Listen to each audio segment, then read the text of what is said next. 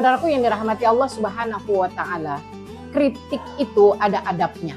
Manusia tanpa kritik, dia tidak akan bisa menyadari kesalahannya atau dia nggak ada progres perbaikan. Karena itu kritik itu bisa menjadi gizi, kritik itu bisa menjadi vitamin.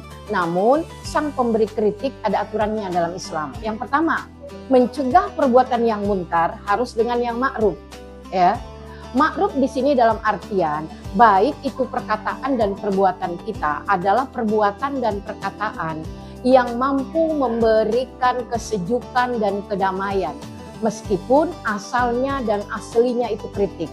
Ada sebuah kisah di masa para tabi'in, ada seorang pemimpin yang zalim. Tiba-tiba ada seorang khatib Jumat menyampaikan kritik terhadap pemimpin yang zalim itu dengan bla bla bla bla bla, dia sebutkan kritiknya itu. Dan dia tidak sadar bahwa di antara jamaah sholat Jumat itu ada pemimpin yang dikritik.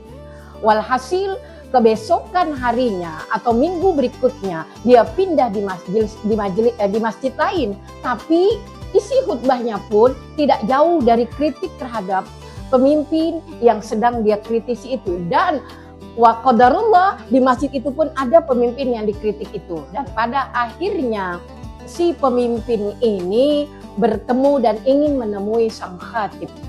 Ya, pada akhirnya mereka bertemu dan sang khatib berkata kepada orang yang menyampaikan kritik atasnya, ya, bukankah kita diajarkan oleh agama bahwa kemungkaran yang pernah dilakukan oleh para hamba Allah kemudian bisa dicegah oleh para orang-orang yang memberikan kritik itu ada satu kata yang diucapkan oleh Al-Quran, dan ini asbabnya adalah kritik terhadap seorang pemimpin yang zalim.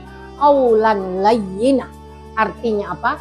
Itu adalah perkataan benar tapi menyampaikannya menyejukkan, tapi penyampaiannya tidak memunculkan huru hara.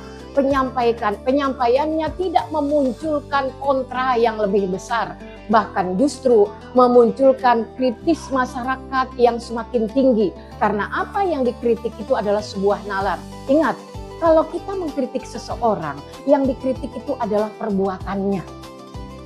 Yang dikritik itu adalah kesalahannya, kekeliruannya, bukan seseorangnya.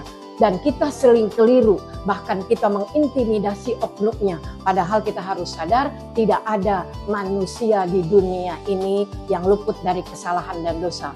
Al-insan makhlul khata' wan nisyan. Karena itu sebagai seorang muslim, akhlakmu tercermin